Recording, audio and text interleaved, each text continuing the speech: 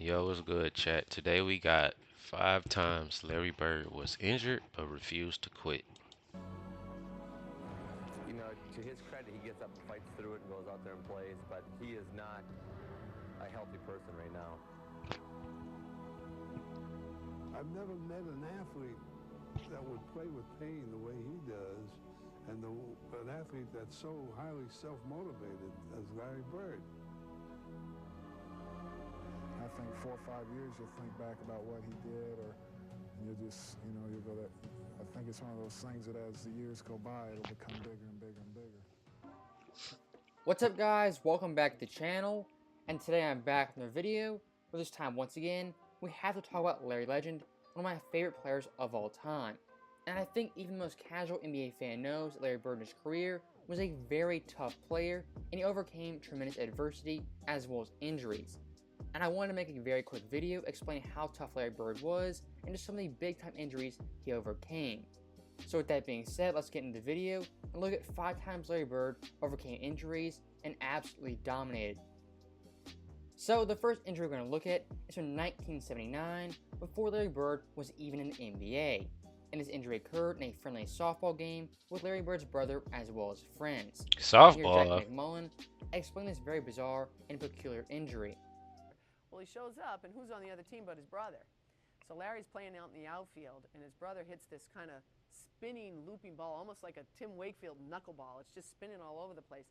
And Larry tries to go down and make a basket catch, and his finger goes all the way back, and he's like, man, wow, it really hurts. And he looked down, and his finger was completely dislocated and mangled, and, he really was bothering him. He had to stop playing right away. And so now remember, he's been drafted by the Celtics during this point, but he has not signed a contract yet.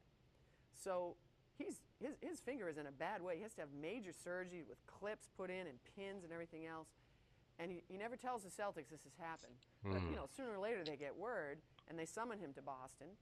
And the trainer examines him and says, and the team doctor examines him, and they say to Red Auerbach, this guy's damaged goods. Now, Red's like, really? So he says, come on, Larry, get dressed. So Larry puts on his stuff. Red throws him the ball. He goes out. He starts shooting from all over the floor. He's hitting from everywhere.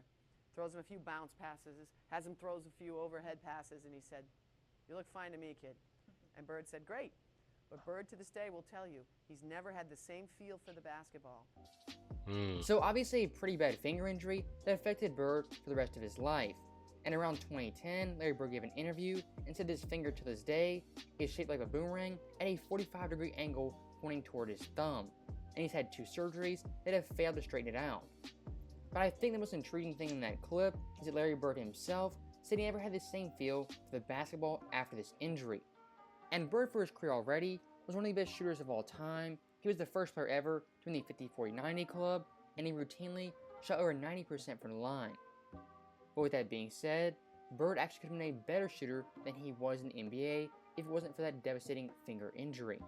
Now, next up on the Bird injury list, we go to his back, one of the worst injuries a player could ever have. And this injury for Bird occurred in 1985 in the middle of his prime. And here's his doctor, as well as a few commentators, talking about how tough Bird was and how difficult it was for him to even play a basketball game. Larry had 2 jobs his last 7 years of playing. It was playing basketball, and then it was him being committed to taking care of his back. He had first heard it in 1985, building the driveway at his mom's house back in French Lick. Larry decides to do it himself. This is Larry Bird, the superstar, out there breaking his back, literally shoveling gravel. And that was the beginning of a process. I would see him on TV laying down, and then they told me that he had to lay down on planes, different things like that. And I was like, wow. As Magic soared through the prime of his career, Bird was breaking down. His deteriorating back and punishing style of play proving an excruciating mix. From 88 to 92, it was painful to watch. It was painful to cover. Larry is quite ornery when he's... Bird definitely could have lasted longer had he got taken care of and stuff, man. But that just shows you how good he is, bro, to play through all that. which means he was ornery for those next 4 years. He could manage the pain in a way that very few people can do. If you get paid to go to work, you got to go to work. It Yeah. was a situation that he was seeing almost daily. Say it again, Larry. Pay to go to work, you got to go. Very few people can do. If you get paid to go to work, you got to go to work. See, Bird was right. If you get paid to go to work, you gotta go to work. These players got big contracts and don't even play, man. It was a situation that he was seeing almost daily. He had lost the structural stability in his spine, so it would slip into abnormal positions to try and lock itself to get an artificial stability. That's like getting your finger stuck in a door and somebody's still pushing on the door.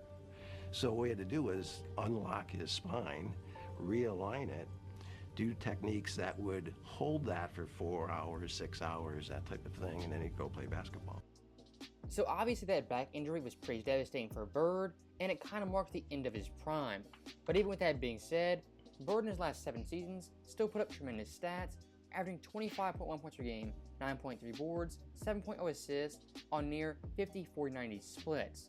Those stats right there from an offensive perspective are still some of the best stats of all time. Yeah, that's literally 50, 40, 90.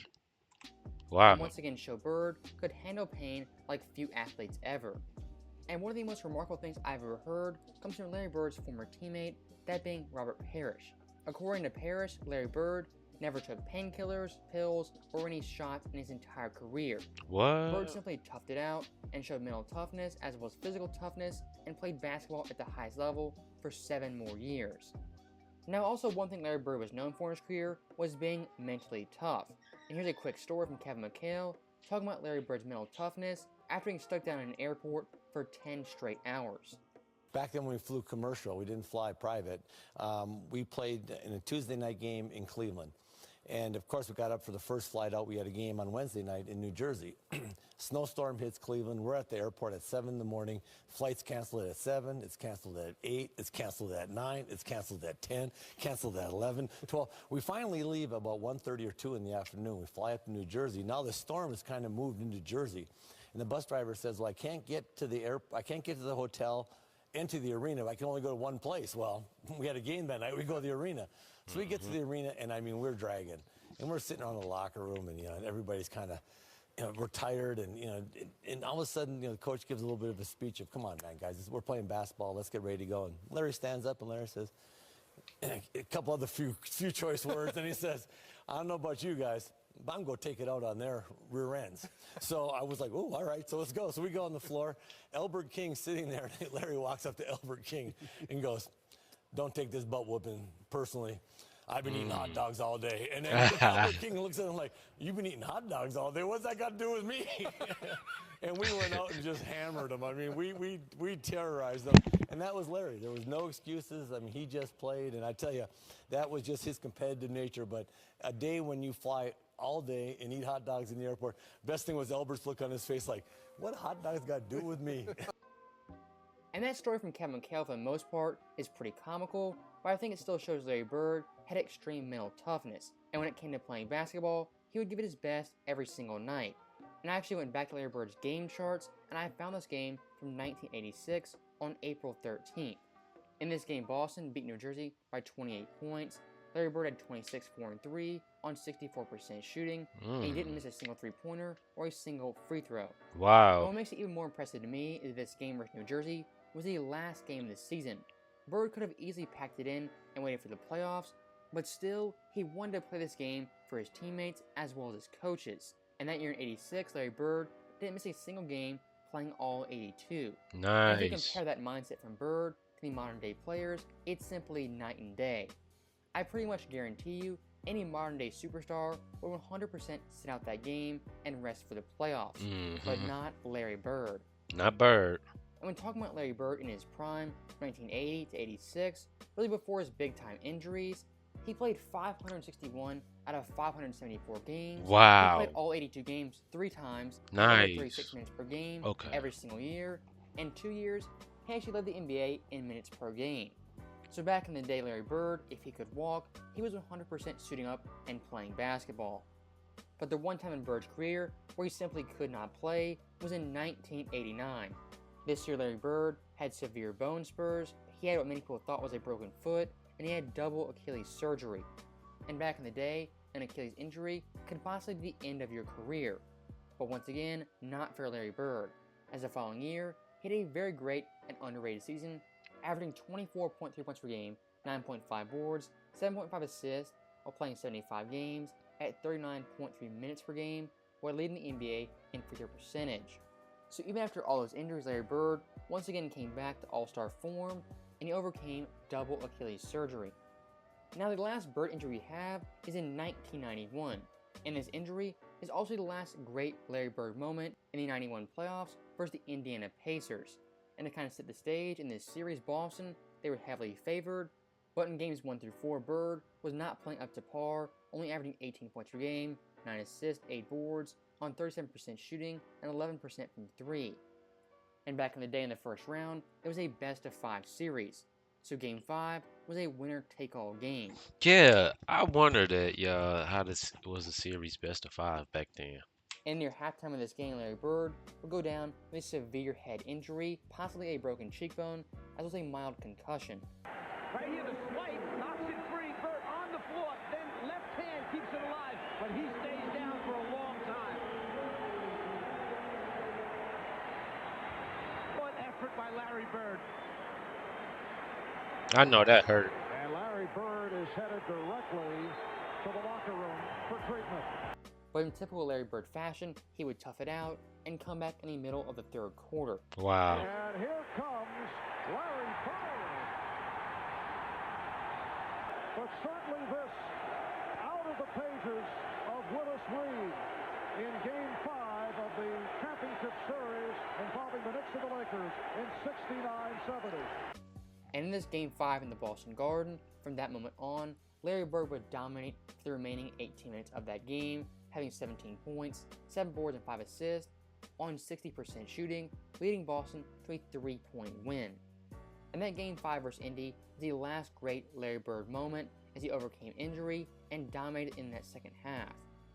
So with that being said, that is the end of the video. Let me know your guys' thoughts. How tough do you think Larry Bird was? Is he the greatest trash talker of all time? And where do you rank him on your all-time list? Let me know your guys' thoughts in the comments below. And as always, thank you guys for watching. Hope you enjoyed it. I'll see you guys next time. Man, Larry Bird was him, bro. And we gotta get some trash talking stories of Bird. And we gotta watch some more full games. We gotta watch him and Mike. We gotta watch a lot of stuff with Bird, man. But the fact that he played that many games, there is no excuses for players nowadays. It's your boy Cal. Drop some more videos. Hit that sub button. Hit that thumbs up for me. And I'll catch y'all in the next one. Peace.